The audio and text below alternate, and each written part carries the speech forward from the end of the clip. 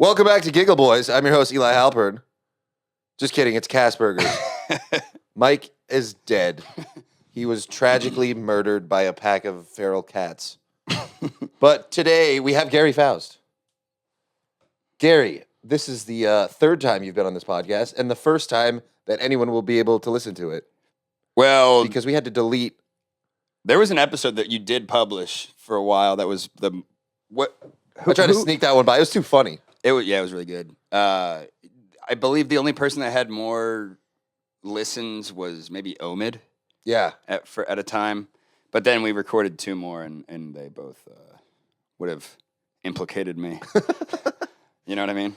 Yeah, that had the most plays of any podcast. Mine had more than Omid's? I think so. Oh, shit. Yeah, it was pretty funny. We were telling old college stories. Yeah, look at us now. We've grown a lot since that last podcast. Yeah, that was 2.5 years ago. About, maybe. Yeah. That was the day after we recorded. We recorded that the day after we went on the radio. The first time we both went on the radio on Cargill's show. Oh, yeah. Which I now produce. How funny is that? I worked my way from being a one-time guest on a radio show to producing the entire thing. Yeah, you're doing the same thing with my podcast. Yes. And also a number of other comedians' podcasts. Yeah, look at you now, man. You got a whole company. You're paying your mortgage. It's impressive. I actually really don't see much of the money from... It's my mom's company. And I just manage it. I don't really see a lot of the money. Yeah. Charlie gets paid more than I do. That's not a joke. Well, your house is not in foreclosure. Which is why I keep doing this. But as soon as it does, I'm snatching it up. Yeah. I'm raising your rent. Yeah, that'd be a good premise for like a buddy comedy movie. You know what I mean? If you're an asshole. That'd be like a horror film. So, you were saying, look how much we've grown. Yeah, dude, you live out here now, and we're both, you know. Yeah, the podcast was called Total Debauchery with Gary Faust. Yeah. And I don't know, I've been sober from alcohol for like 3 months now. Are you still really? Yeah. I have no desire to drink anymore. Yeah, it goes away pretty quick once you stop. But also, I'm like miserable all the time. But I'm very productive. But I'm miserable. I don't... And you're over here working full time. I work all the time. I don't think my productivity is really deterred by alcohol so much as it is by hangovers. Exactly. You know what I mean? Yeah.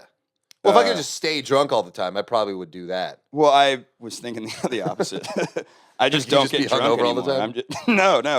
I just get a buzz. I don't get too hammered anymore because it just seems to be detrimental to my business, to Charlie, to pretty much my entire life. But we're also Your Honor. We're also this is just tape for my court cases in the future. We're also in our late 20s, man. If you're still going out and getting blackout drunk all the time in your late 20s, you're yeah, I don't know if you're like a waste of time. Yeah, you're a loser. That's what I was gonna say. You're either a loser or you're just a failure, or you've given up, or you're, I guess, an alcoholic. But that's sort of all three of those things. Even if you have like $1 billion, you should still be doing something with your time. Yeah, absolutely. I mean, money is only one facet of the function of success. Absolutely. You know. But yeah, so we want to talk about a couple of things. Let's talk about last night. Yeah. Last night we had Mike put together a really great show. Fahim Anwar is one of my favorite comics, and he did. He pretended to be a guy named Dylan Stransky, and he wanted to be introduced as it was his first time doing stand-up. Yeah, and then he goes up there and he's like, "Oh, why do people say they're a night owl? What about like a regular owl? Is there a day owl?" It was pretty funny. It was hilarious. But I kept thinking, like, if I heard anyone else do that type of material, I'd be like, fuck this guy, but I love Fahim Anwar. Yeah, he has the personality for it. You did a character, too, which I missed because there was a scheduling and timing conflicts, unfortunately. But from what I understand, you were the star of the show. That's what I have gotten from a lot of people. That's tight. Yeah. Yeah, Mike wanted me to be a character, Elon Musk. And I was like, okay, I'll just write jokes about Teslas and Dogecoin and yeah. and it came pretty naturally because, I mean, the guy's already like a walking meme. Dude, I've had multiple people DM me and refer to you as Budget Dave Portnoy. I'm better looking than him. Well, but you forgot the best part of the whole thing was that you I went brought out my there. flamethrower. Yeah. And I just went up to the stage with it just as like a prop. And I was like, I'm not going to spray this off. Dude. And the whole crowd was like, come on! And I was like, Jesus Christ. And I went to the owner and I was like, hey, I don't think that's a good idea. And he's like, oh, you gotta. And I was like, said that? Yeah. Who's the owner? Fuck. You don't remember his name? I think it was like Anthony and Adam. There's two of them. If they actually let you do that, then they didn't let me. They told me. They told I you. had Then to. I'm definitely gonna go over there and start working with them because those are the kind of people I like. Well, and you know what's funny is that there's like a wooden. The place is called Sunset Strip. Yeah, ATX. It's over on 3rd and Brazos. Yeah, right across from Fogo de Chao. Yeah, dude. Somebody also. I get a lot of DMs about you when you posed with the flamethrower outside in the parking lot, and there was a Fogo de Chao. The sign was behind it. Somebody DM'd me and said, best Fogo de Chao commercial ever, or ad ever, which I thought was hilarious because, like, out of the whole, that's what I'm saying. I didn't notice either. Out of this whole picture of like flames and a black suit and these weird like white space boots you're wearing and a mullet, the one thing this guy notices is Fogo de Chao in the background. Dude, is it weird? It kind of pisses me off when people pick up on a small aspect of a picture and comment on it. Well, dude, people have different minds, you know. Yeah, I don't like other people's minds. Everyone minds should work think exactly like me. Different ways. Okay, Hitler. Yeah, dude, when we were outside in the trailer and we were out there with I was in the trailer with Holtzman and David Lucas, and we were sitting there, and David Lucas is like, "Hey, where's your homeboy? Where's Eli at? Where's his flamethrower?" And I was like, "You want me to get it?" And so I texted you and I said, "Dude, come outside. David Lucas wants to shoot your flamethrower off." So we go out there, and then I recorded him spraying a flamethrower to light his cigarette. And then he laughs like a psycho. Yeah. And I loved it. He was like, "I'm a Texas boy now." Yeah. And seeing him laugh like a psycho made like it turned something on in my head, and I was like, "Eli, you've got to shoot this thing off inside." And you were like, you looked at me like, "Yes, I should, but that's a terrible idea." Yeah, I was like, okay, because the first time, I don't know if you remember this, I was like, I'm going to be the first person to post unboxing the flamethrower. Because it's the Elon Musk Boring Company flamethrower. Not a flamethrower. Not a flamethrower. Because it's less than 10-foot flame, which is the legal limit for a flamethrower. So it's considered what, a lighter? a giant torch. Really? So yeah, so I tried this out. I set down my phone and I pressed record. I opened it and I took it out and I set it off. And I, in my kitchen, like an idiot. And I almost burned my fucking house down. The video is on this YouTube channel. And I couldn't figure out which nozzle which way was on, which way was off. And you can see the fucking flame just engulf the entire frame. And I'm like shaking after. And I'm like, oh, fuck.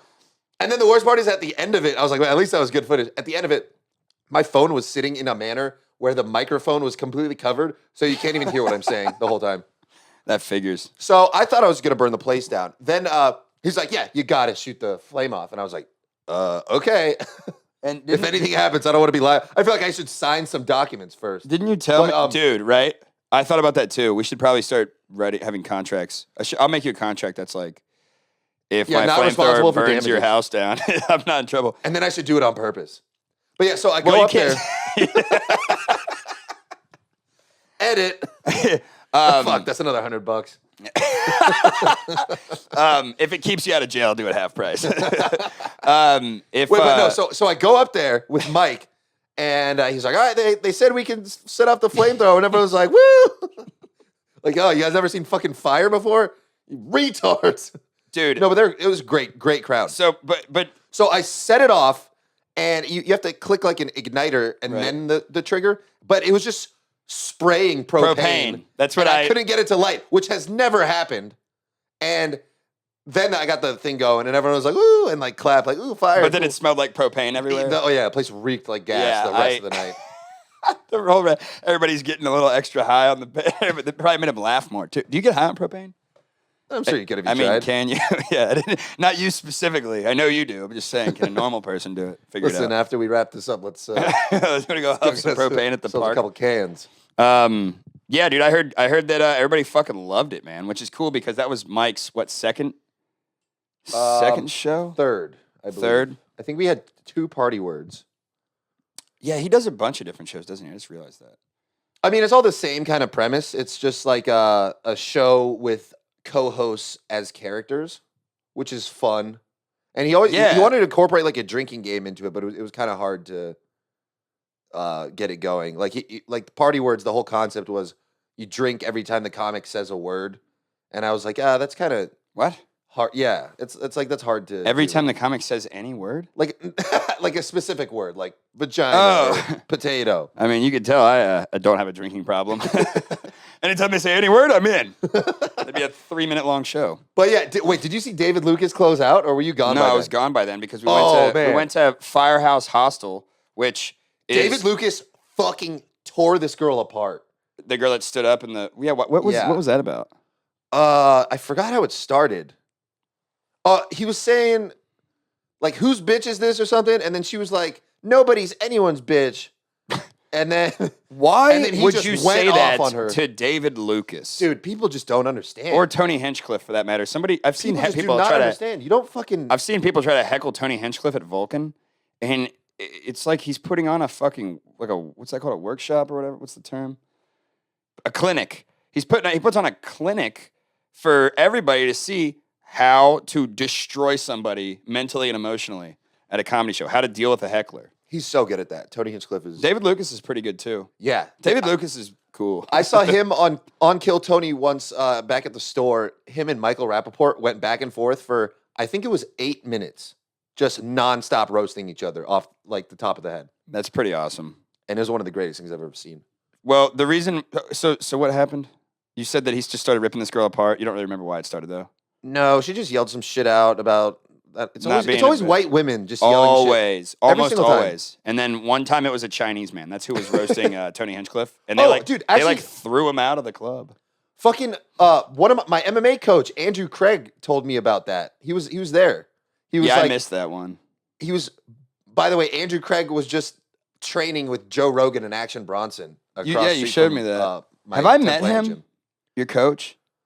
Well, there's 2 head MMA coaches. Who? I think you met Cody Hofstadter. Hofstadter? Andrew Craig is, I think he's got long hair. I'm really bad with. He has long. Is he like dirty blonde He hair? kind of looks like a surfer. Yeah, I haven't met him, but I know who you're talking about. Cody Hofstadter, I might have met. Yeah, dude, the people at 10th Planet are awesome. Yeah. I love that place. I fucking love 10th Planet so much that I don't like comedy that much anymore. That's a good thing that you're finding something you like even more. That's part of like your evolution as a human being. Yeah, because there's such like a community and so much like brotherhood at the gym, and like everyone's real straight up with each other. Yes. And everyone brings something to the table. Whereas in the comedy scene, there's a lot of like behind the back Conniving, chatter. shisty bullshit. Yeah, it's weird, man. But it's easy for people like us to sniff it out because you and I are both.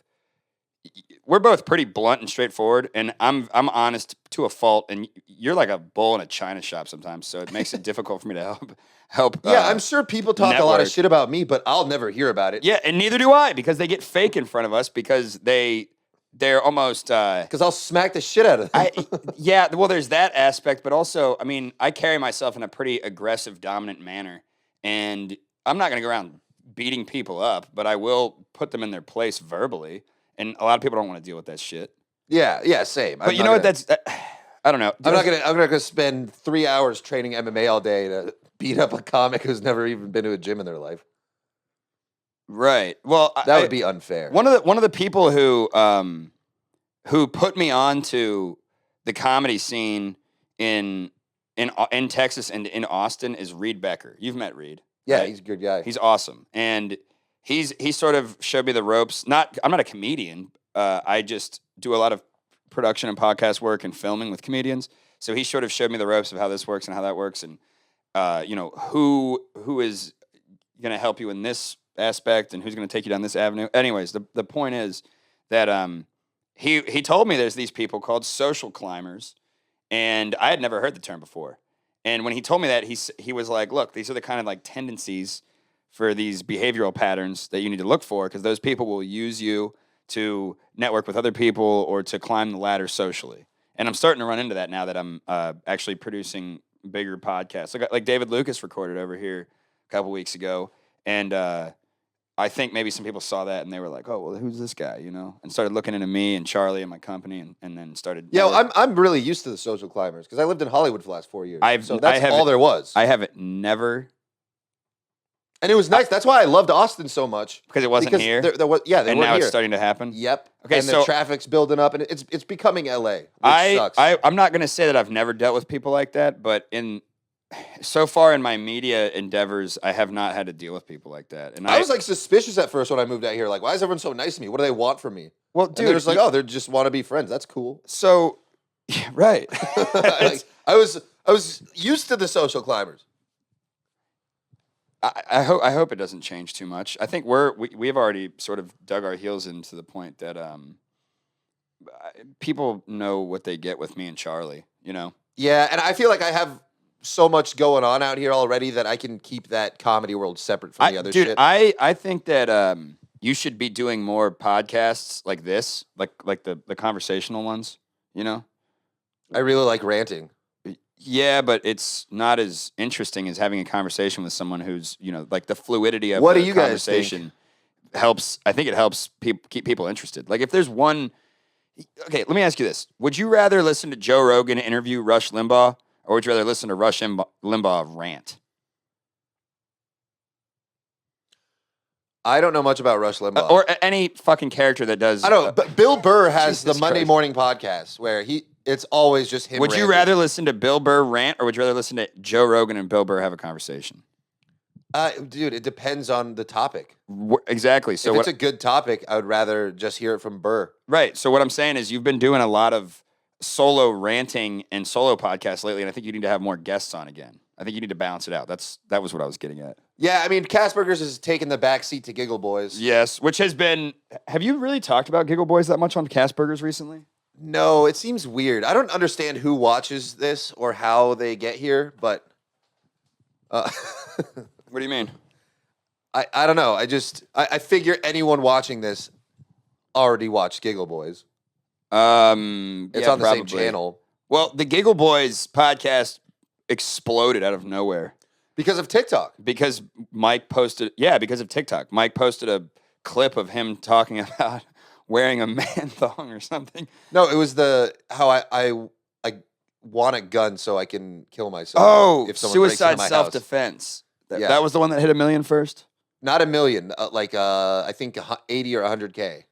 No, the one that hit 1 million is what blew up Giggle Boys. That was the one that everybody was DMing me about, and then Mike got a tattoo of my face in his elbow armpit, which is the coolest. It's one of the coolest things ever. Dude, Mike tattooing my face in his elbow armpit is up there with me going to Brian Redband's house to get the ATX After Dark girls on Brian Holtzman's Dead Air podcast. When was that? What?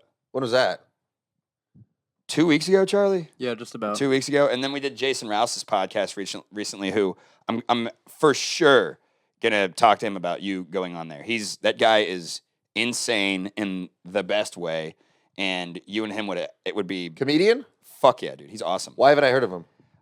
Because he's underground. He's an underground legend, kind of like Brian Holtzman. He's famous in the Scandinavian countries, and he actually did a whole huge. I wonder if the Croatian dude that made our Giggle Boys intro knows about him. I don't know, but he did a whole amphitheater with like thousands and thousands of people in it. He comes out to do his set butt naked and just starts climbing into the audience, dude. In Sweden. It was in Sweden. Yeah, he's out of his mind. Yeah, I gotta meet this guy. Yes, you and him the podcast would be gold. And he's got a really fucked up sense of humor. Anyways, I did that podcast with the ATX After Dark girls the other day too, and I helped him produce it in his living room. And he was, it was just cool, dude. Like I got to go in and sort of just shoot the shit with this guy who's kind of, he's another person who's like, dude, you got in here you got your foot in the door with the media, with this media production company, and you have a really good opportunity. So let's I'll introduce you to some people. It's just that's what I'm talking about in Austin. There's this community vibe, and we're talking about these shiesty assholes that come in. Everyone's happy to introduce you to other people. And then so we've been like Mike ran into some shit with someone asking him about who books stuff, and then he just gave him all the information. Yeah, and then he ended up kind of turning his back on him. Wait, what? I shouldn't be talking about this. Okay, well, don't name any names, but that's exactly what I was about to start talking about. Is that the people just come and get the information and just leave? Yeah, and it's happened to me a handful of times in the past, like 2 or 3 weeks. And then Charlie had a. Yeah, I'm not gonna talk about that. Somebody kind of. That's why I don't get what people say. Like somebody network. kind of. It's like I don't want to do that shit. You're like. You and Mike are always saying like you got to be better at networking, and to me that just means I do not say that. Actually, no, you say don't try. I tell you don't even try because I'm smart enough to recognize that your personality is not fit for it. Mike tells you to be better at it, and I don't know why. I'm smarter than Mike, but the point is that certain people, and that's why people have bookers and agents and production teams and shit. Like, there's a reason that you're paying us. Like we do more than just produce and give you a studio. Like I help you promote, and I try to put your name out there with people. Well, you know what I'm gonna do is once the backyard is finished, we're gonna put a stage out there. Yeah, and I'm gonna start putting on shows with people that I like and think are funny, and then I don't have to bullshit anyone. Sell tickets and if someone wants to go to my show and I don't like them, I'm gonna be like, go fuck yourself. That's why people are. Or if I don't like their comedy, I'm gonna. That's why people are threatened by us because we're creating our own thing. People don't like that shit. Yeah, everyone wants to ride the wave because it's easier than swimming in the other direction. Dude, never mind. I was gonna bring up something else that is probably not worth bringing up. Like walking on eggshells over here. Yeah, yes. So where'd you hide the body? In your backyard. You're fucked. So speaking of new comedy venues, isn't there one coming up on Bee Caves? So Eli. Did you know that Joe Rogan bought the One World Theater over in Westlake? I thought it was Cap City that he bought. No. Dude, Cap City I've heard negative things about, but we won't talk about that. I thought it closed. Joe Rogan is, and Charlie can give us some insight into what exactly One World Theater is because he's from Westlake, he's from Austin, and he went on like a field trip there when he was a kid. But Joe Rogan bought it and he's turning it into his own thing, and I think it's going to be the premier spot in Austin, in the greater Austin area, where there's going to be a lot of stuff going on. Yeah, I heard he wants to make it like the new, like the Comedy Store, like the black low ceilings and the red neon lights. I think it's going to be badass. Charlie, what's Yeah, so it's like if you look at the current comedy venues, they're all relatively small because they're packed into the downtown area. One World Theater is a big theater, so if that's a comedy only venue, that's gonna be prime for comedy. People are probably gonna move here just for that theater. It is going to become the place where if you get invited there and do it, it's like getting on fucking Letterman. I guarantee. It's like you know how like once you get on Joe Rogan. I said this a year ago that Austin's gonna be the new LA. Dude, I moved here 5 years ago on purpose. There was a whole. I moved here on accident. I just woke up and I was Austin. Have you been downtown? There's a lot of people here that live under 35 that probably woke up here and have no idea how they got here. But I very specifically chose to move to Austin for a number of reasons. And originally it was to do film, which has sort of translated into podcasting. But I chose it very deliberately. I looked at a lot of like trends and where people were moving and where like the media hubs are. And then I got handed a fucking, what do you call it? Like handed like a fucking silver spoon. Yeah, whatever. I don't even care what it is. I got handed a nice little thing, and it was the COVID quarantine lockdowns. Yeah, dude, the pandemic was one of the best things that ever happened to me. Absolutely. And people can call us callous for saying this, but if you get a shitty situation, you got to make something out of it. Yeah. Life gives you lemons. You give the lemons to somebody else, and you steal some other better shit. You know what I mean? You squeeze them in the eyes of your enemies. You sell them. You sell them. You price gouge. That's what you do. You price gouge lemons. Sell those lemons. Set up a lemonade stand. Yeah, Joe Rogan has been on all of my 10th Planet coaches' stories lately. Like he's been training with them, and it's cool because just to know that like he's in the area. I don't know, dude. He just posted a picture of Gabe Tuttle, Yeah, Gabe Tuttle's and I commented on it, and I said, jiu-jitsu coach. I said, get Gabe on JRE. Gabe's cool as hell, dude. Yeah, and he's a fucking badass jiu-jitsu. I've never really seen him do any of that kind of stuff. I'm more of like a personality. I've rolled with him, and he feels like rolling with an octopus. Like He's he has like fucking fluid extra limbs. Dude, you'll just be like this and like, wait, your leg is on my neck now and I can't breathe. Dude, he was the one that signed up Gary Jr. to do the kids. I bet he can fuck. What? Gabe, not his son. that was just okay. Well, anyways, maybe I don't know. I don't think about that when I think about other men, but I also don't roll around with men all day. Oh man, is that what you think about all the time? No, I did a little bit of jujitsu at this place called the Brown Institute in Centerville, where I grew up, and I didn't really like it. I liked boxing a little bit better, probably because I was worse at boxing, and I like to challenge myself with things that I'm not good at. You know what I mean? Yeah. I was talking to Charlie earlier about the whole concept of ego and how it gets in the way. And what I love about training is I've usually, like, throughout the day, I feel like I know what's going on more than other people, which is an ego thing. But as soon as I walk into 10th Planet, I feel like I don't know what the fuck I'm doing, and I'm just there to absorb and learn. But what did fucking Plato, the allegory of the cave, he said that like the experience of learning is supposed to be painful and uncomfortable. So that's good. That means and dude, people don't realize that learning a skill or fighting or production or any of this stuff, no matter what your process is, it grows you spiritually as well, which is the id or the ego or whatever. It develops those things, which I guess is what you're saying. I'm just saying it in a different way. Yeah, and so we have Monday night. Every Monday night we have MMA sparring, which is it's like an invite only. It's the head coaches Cody and Andrew invite people to that Cody Hofstadter and Andrew Craig. Andrew Craig, okay. And then those guys like my fucking Gabe heroes. is like the Gabe just does jiu-jitsu. He doesn't do striking. Okay, gotcha. Yeah, okay. Anyways, continue. I just wanted to clarify that. So yeah, if it's not like a class, it's not on you can't just show up and do it. You have to be approved by one of the coaches. Oh, interesting. And it's just considered like fighter training, and it's a couple notches up from regular sparring. Like people are really going at it there for a fucking hour straight. What percent are they going at? I'd say upwards of 60. Lower than 80. Do people get hurt? No. No? I mean, the only times I've gotten injured is by doing stupid shit like kicking wrong. Like by your own accord, basically? Yes, I hurt myself. I mean, granted, I've gotten punched in the face a fuck ton. Yeah. But, nothing like serious. I had a serious injury from getting punched in the face by you. You pinched a nerve in my neck. Because we were watching a UFC fight. This was like... I have no recollection. This was like 6 years ago, maybe 7 years ago. It was when in Phoenix.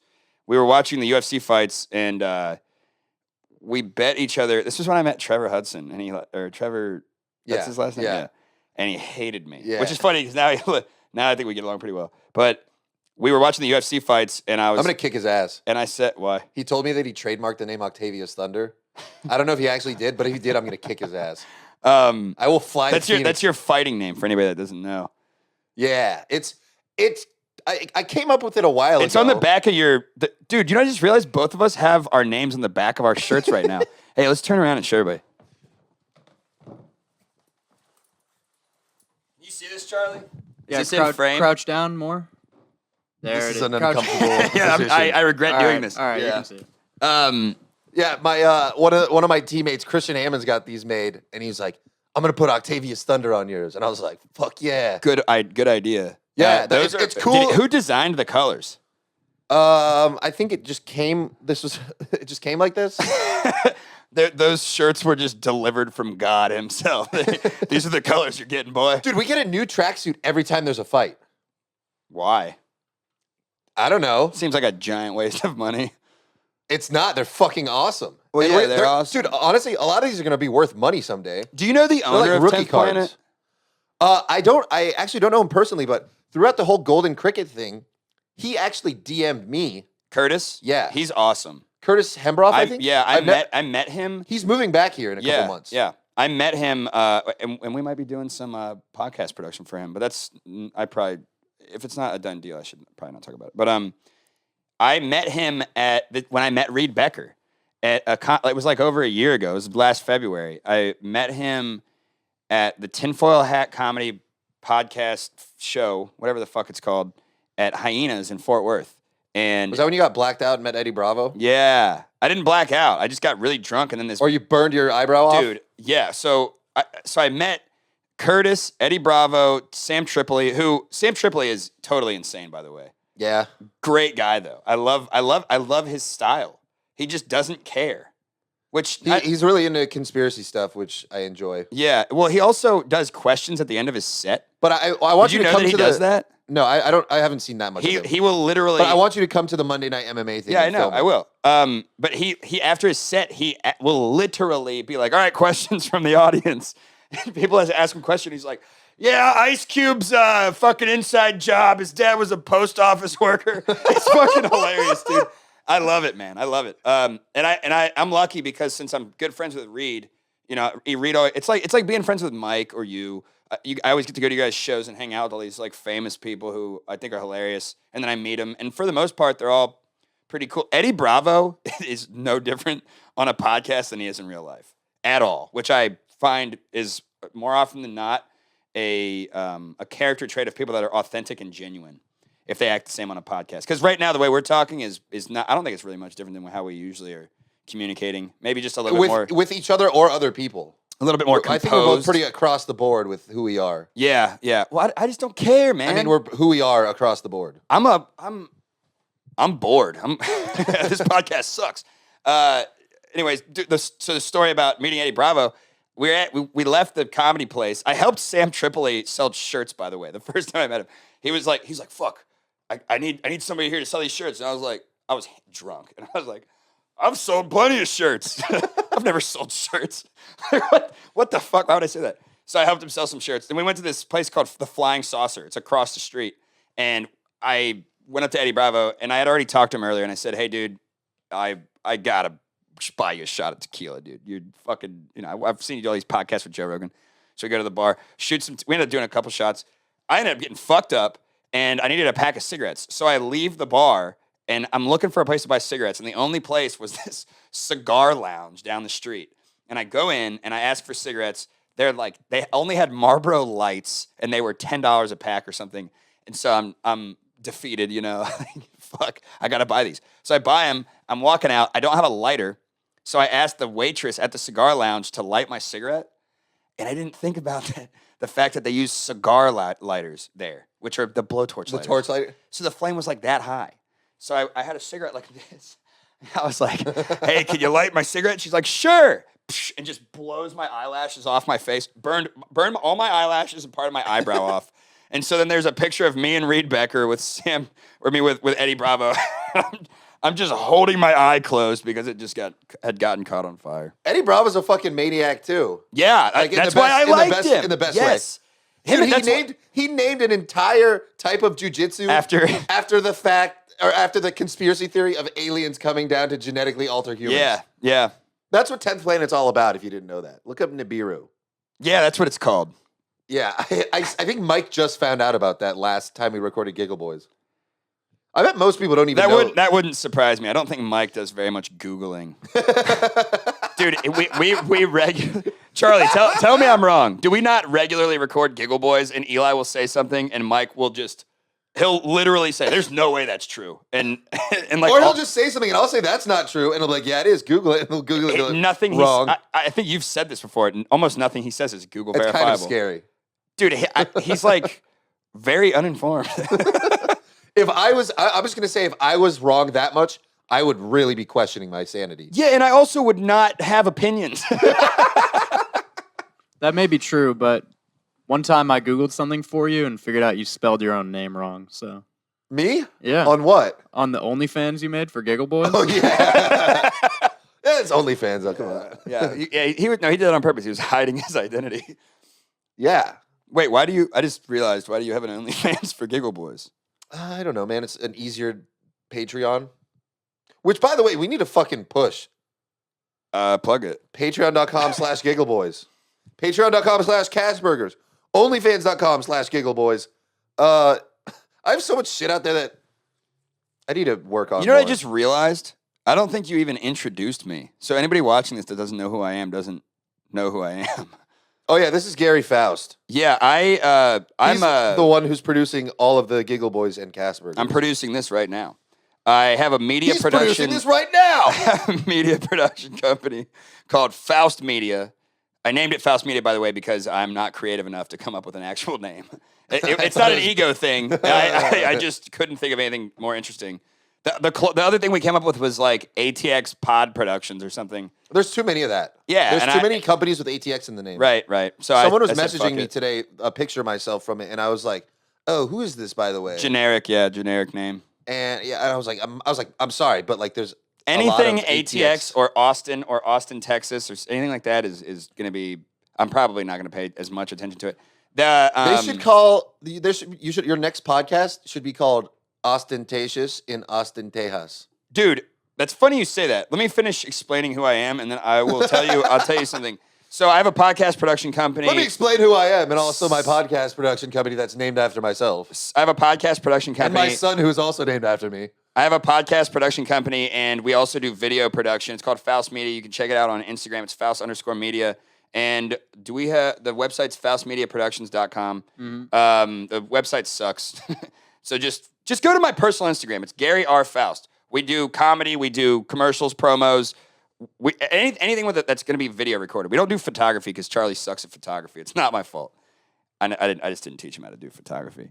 Anyways, and Eli and I have been friends for 8-9 years now. Jesus Christ. Here's why what you just said is funny though. I started out doing Faust and Furious, right? Remember? Yeah. The podcast, and it was just like raw interviews with like hookers. I was a big fan of that. Homeless people. Yeah, a lot of people liked it, but there was no video. So when we switched to video, we started doing Faust News, which was a news show. And we had some really big names on there. We had John McAfee. We had Damani Felder. We had fucking... who else did we have on there, Charlie? We had Savannah Hernandez. I don't know any of these people. A lot of like libertarian and conservative politician or political activist types. We had a bunch. There's other ones. I just don't care anymore because I don't think I'm going to keep doing it. And the reason I brought this up was because you said I should start a podcast called Ostentatious in Austin, Texas. And I'm actually going to, I think I'm going to end Faust News and start doing a different podcast because we did Faust and Furious, which was interviewing people. And I think it went relatively well, but it was just all over the place. And it was also, I had to take a lot of it down because I might have done some incrimination. And then I'm getting over Faust News now because what I'm discovering is fucking happening is that I interview these political people and then I say shit that's, not politically correct because I like to make people laugh and I fuck around a lot. And since I'm doing it about politics, people think I'm serious when I say stuff. You know what I mean? Yeah, that's what's cool about being a comedian is that everything I say is a joke. Well, but what I wanted to say about Curtis is that he DM like I asked the people if I could sell the cricket bars at the gym, and they're like, we got to talk to the owner, and I was like, all right. And then Curtis DM'd you? He DM'd me, and he's like, dude, this is sick. This product's awesome. We want to sell this at the gym, and I was like, fuck yeah. Yeah, Curtis is awesome, dude. He's an example of somebody who cares about the community aspect of community. You know what I mean? I would say that about anyone who works at that gym or goes there. Yeah. Do you know Isak Melland. Isak Melland, the dude that does Viking Ninja? Yeah, you introduced me to him. That guy is fucking awesome. Every time I talk to him, I feel like I'm like doing a podcast. Like it's interesting. You know what I mean?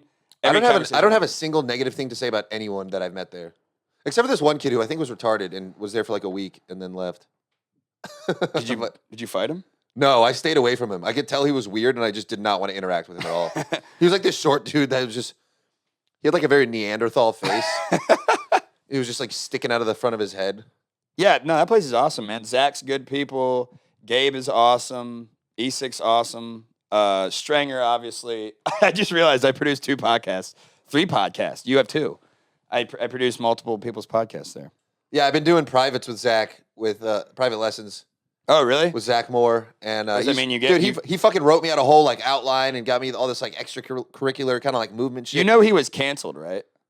I was just about to say his book deal. Some of his training sessions turn into like libertarian propaganda. Dude, but I agree with a lot of shit he says. It's just funny how into it he gets, and he how has a reason. Draw parallels. He has a reason to be pissed. His book deal was just trashed because of politics.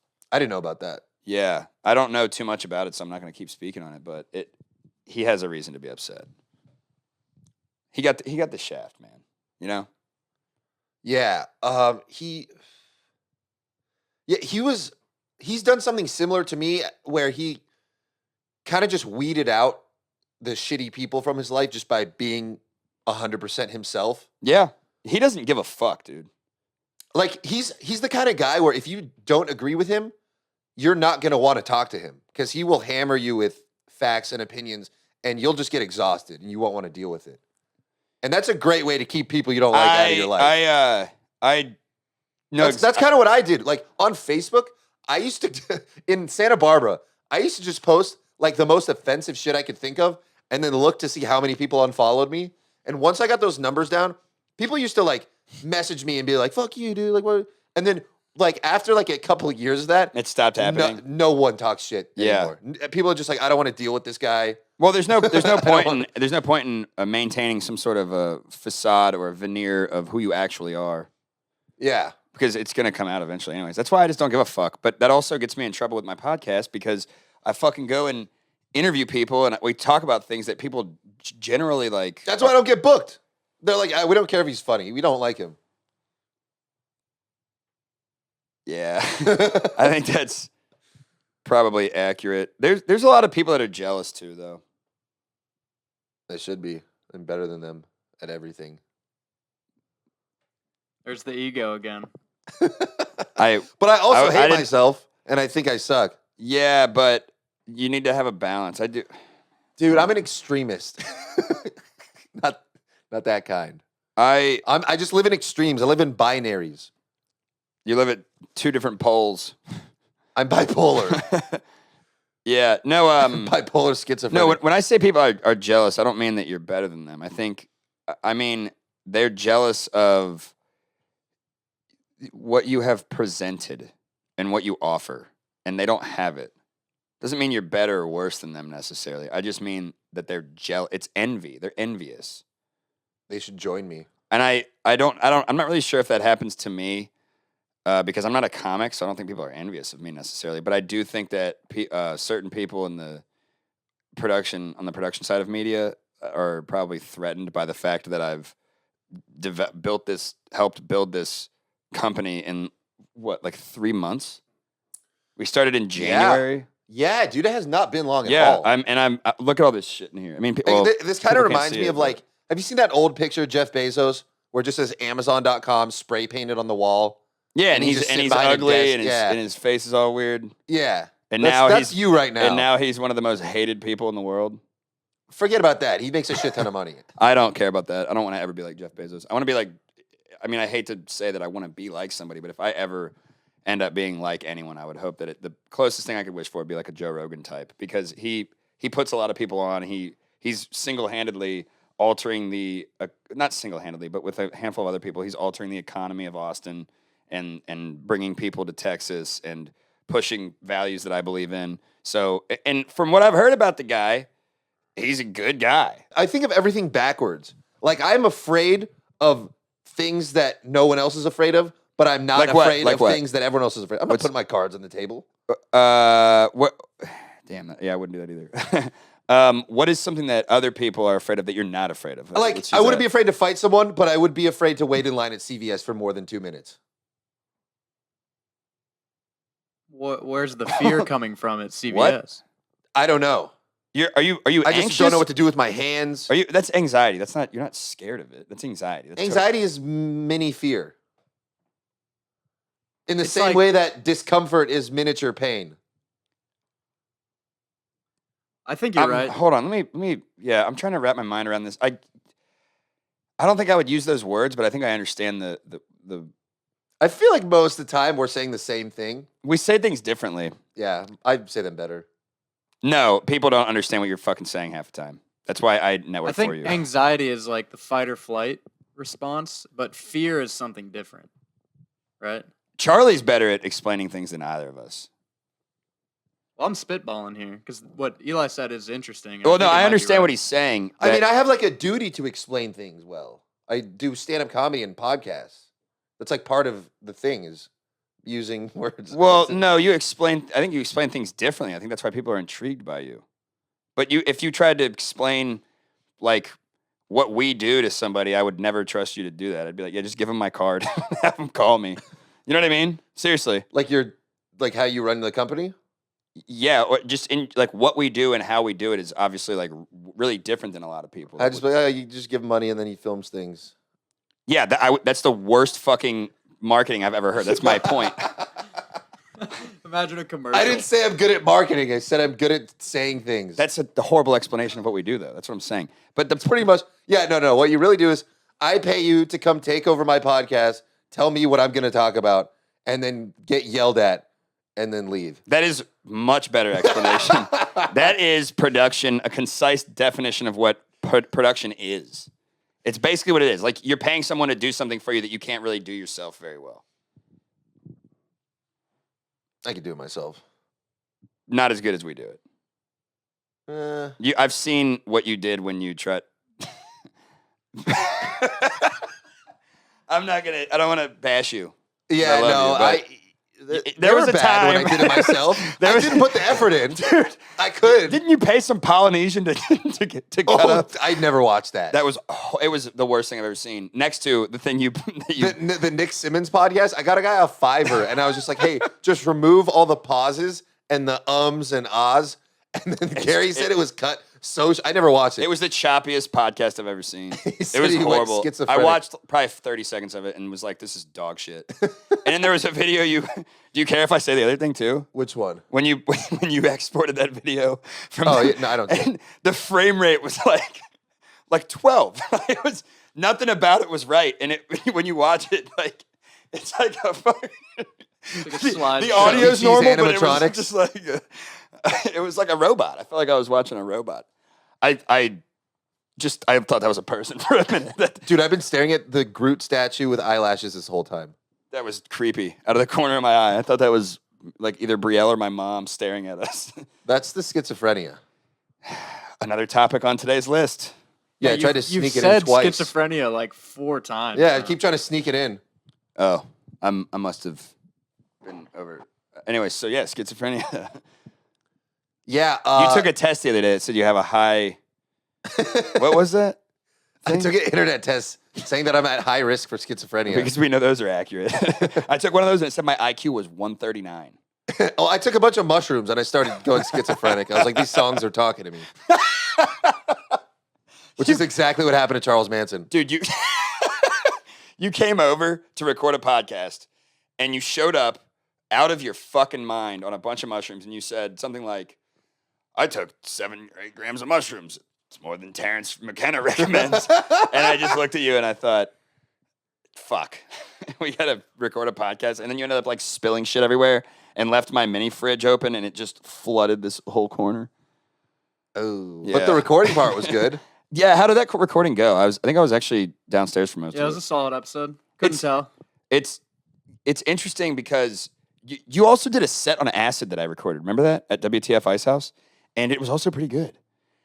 It's you handled drugs really well. Yeah, out of curiosity, how much acid were you on? It's not the amount that matters rather than the tolerance I had, which was a lot. Because the half-life is yeah, like if you do acid 3 days in a row, on the 3rd day, you're going to have to take like 3 times as much. Yeah. It builds up real quick. Yeah. So were you tripping pretty good, or was it more it was mellow? a light shimmer, gleam, and everything. Nothing too crazy. But I was definitely on acid, though. What's funny, though, is that I literally thought that was the best set of the night. Yeah, it was. Yeah, yours was definitely the best. Yeah, it usually is. That's why they don't want to book me. That's... Didn't we just talk about this? I think it's more so has to do with... Oh, yeah, I'm not serious. Oh. Well, yeah, no one's like, that guy's so good, let's not book him. Well, I can't tell. I can't tell sometimes when you're not serious. But You should know more than anyone. I don't know, dude. Sometimes you say things in a pretty dry manner. I usually do. That's why I don't get booked. Dude, I think we just had the same thought at the same time. Maybe that does have something to do with it. Maybe people think you're serious when you're kidding. They do. All of them. That's an issue. Yeah. For you. I obviously. I was trying to get a private lesson with one of the coaches at 10th Planet, and Chantal, she's pretty awesome. She does Muay Thai, and she's the head Muay Thai coach. And she said that she was like sick or something, and I was like, "Your health is very inconvenient for me." And she was like, "Oh, I'm really sorry." And I was like, "No, I'm joking. Your health is more important than my convenience." Right. Yeah. I maybe that's what part of it is, dude. Also, I mean. There's also more people moving here and with bigger names and stuff like that. And like we were talking about, like with clout chasers and social climbers and whatnot, they're going to be looking for people with bigger followings as opposed to who's actually funny and a number of other things. You know, you also have a niche sense of humor. Yeah. You know whose shows I've always said that when I started doing comedy, I was like, I want to make 30% of the room laugh.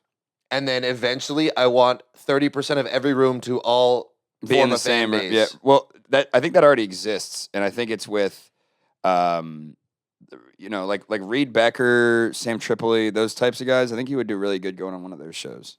I mean, the fan base is there. They just have to find it. Well, you know that Reed is starting a new show called. Well, it's a show idea he's had for a while, but it's called 420s. And it's 4 comics to do 20 minutes each. And the first show's going to be May 4th. It's going to be Reed, Holtzman, Jason Rouse, and Red Band.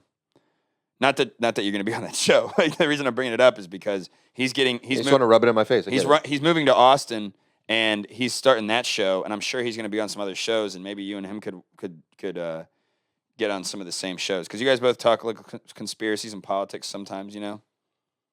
What if I titled this interest? "Shit Talking Austin Comic Scene"? That would you're not going to get booked. What should I title this?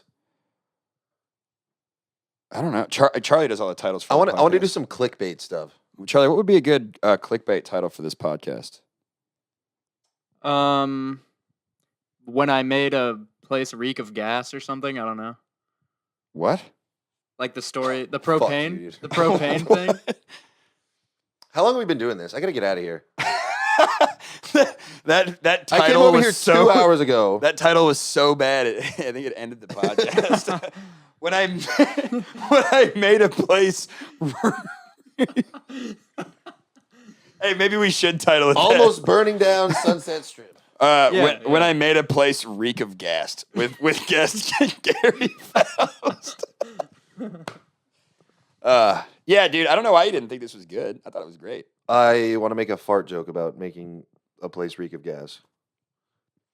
Tie it into your next comedy set. Maybe you'll get booked. Yeah. All right. I gotta go take a shit. This has been Cast Burgers.